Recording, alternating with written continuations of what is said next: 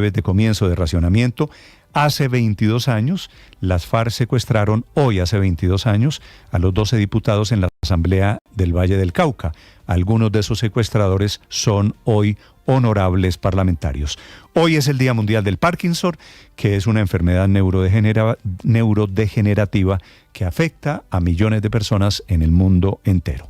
Enseguida el resumen lo preparamos en Voces y Sonidos en Mañanas Blue.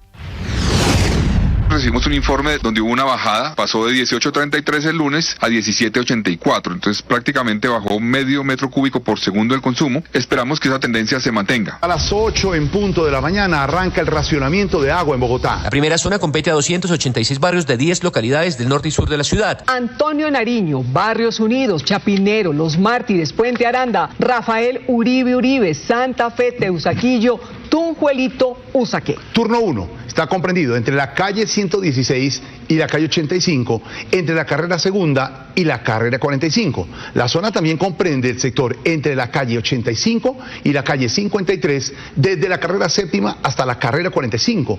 La gerente de la empresa de acueducto de Bogotá, Natasha Bendaño, explicó qué puede pasar si no llueve en el embalse de Chingaza. En el escenario extremo de que hubiera 0 afluencias, estamos en este momento más o menos en 55 días del sistema Chingaza.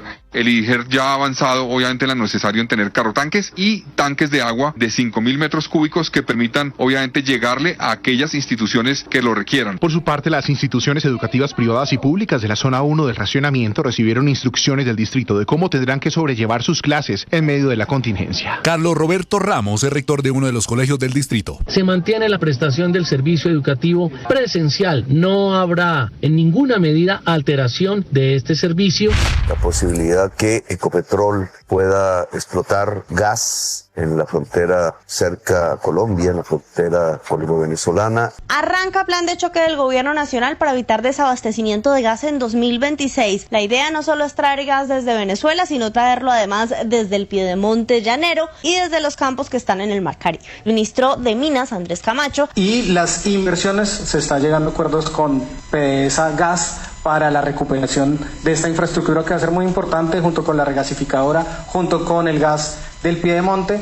Alejandro Castañeda, presidente de ANDEC. Pues lo único que libera gas y podría dar una disponibilidad de gas es que llueva en los próximos años, que no necesitamos tanta térmica y que el gas que tiene la térmica se lo venda a la demanda nacional. La presidenta de Naturgas, Luz Estela Murgas. No podemos depender de una única opción externa, ni tampoco podemos depender de fuentes externas habiendo descubrimientos de gas en Colombia. El gobierno prepara una intervención del precio de la energía en Colombia. Así lo confirmó el ministro de Minas, Andrés Camacho. Ya es evidente la necesidad de intervenir un mercado que no garantiza competencia real. Incluso en las reglas del mercado neoliberal, la premisa fundamental, ¿cuál es? La competencia nos dará precios eficientes. Y la crítica situación de los embalses que abastecen en Bogotá también preocupa la posible escasez de energía. Juan Ricardo Ortega, presidente del Grupo Energía de Bogotá. Pero ya tenemos riesgos y el problema de estos sectores es que las inversiones toman 5, 6, 7 años y ya sabemos con todas las cifras serias que en el año 26 no va a haber suficiente energía en el centro del país. La Corte Constitucional endurece el paso de los trabajadores de fondos privados a Colpensiones. Y es que antes el fondo de pensión, ya sea privado o del público, era el que estaba obligado a demostrar que había informado sobre las consecuencias del traslado. Ahora el juez podrá intervenir, pedir pruebas, al igual que el fondo de pensiones e incluso el usuario. Y así el juez tendrá la obligación de valorar la prueba en conjunto y tomar una determinación. El magistrado de la Corte Constitucional, Jorge Enrique Ibáñez. Se discute la ineficacia del traslado de afiliados del régimen de prima media con prestación definida al régimen de ahorro individual con solidaridad debido a problemas de información ocurridos entre 1994 y 2009.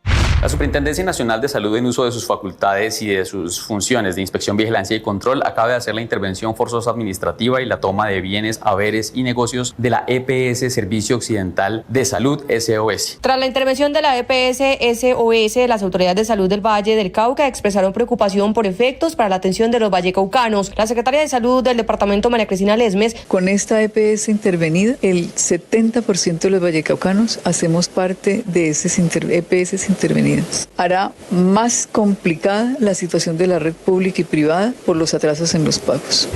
De forma abrupta, el presidente del Congreso, Iván Name, levantó la sesión de este miércoles 10 de abril, en el que se iba a seguir discutiendo la reforma pensional en la plenaria del Senado, en señal de protesta a las declaraciones del presidente Gustavo Petro, en el que calificó a los 9 senadores que votaron el archivo de la reforma a la salud de haber sido comprados por las EPS y la multinacional Keralty. Nuestra insatisfacción por ese trato inadecuado. En señal de protesta, levanto la sesión y cito para el próximo lunes. En esa misma intervención anunció la conformación de una comisión accidental de los 7 presidentes de las comisiones constitucionales, quienes analizarán la apelación de Wilson Arias, que busca revivir la iniciativa en otra comisión. El secretario del Senado, Gregorio El Hach. Y esa comisión tramitará en primer debate en Senado ese proyecto de ley de la salud. Y las reacciones políticas no se hicieron esperar. Habla el senador J.P. Hernández. El presidente no puede venir a tratarnos de vendidos y de corruptos y que aquí nada pase. Asimismo se pronunció el senador Miguel Uribe. Las acusaciones falsas y calumniosas del presidente de la República, que violan la independencia de poderes y que evidentemente son una extralimitación en sus funciones. Y por parte del gobierno del presidente Gustavo Petro, Marta Peralta. Nosotros no podemos estar por fuera hablando de paz y aquí entre nosotros insultándonos. Pongámonos de acuerdo. Tras el anuncio de la Fiscalía de llamar a juicio al expresidente Álvaro Uribe, el exmandatario se pronunció a través de sus redes sociales reiterando su inocencia. Este juicio lo adelantan por presunciones políticas, por animadversiones personales, por venganzas políticas, sin pruebas que permitan inferir que yo buscaba sobornar testigos o engañar a la justicia. Arrancó con dardos a magistrados y fiscales y siguió con el planteamiento de que su caso sería utilizado para impulsar una eventual ley de punto final. Da señales de hacer parte de la motivación para un acuerdo de paz tal o para una ley de punto final. Entonces que le perdonen a los delincuentes, como lo hicieron con la FARC, y lo justifiquen con la ficción. Dardos de los que no escapó la nueva fiscal. Para nadie es un secreto la animadversión del señor ministro contra mi familia y para conmigo.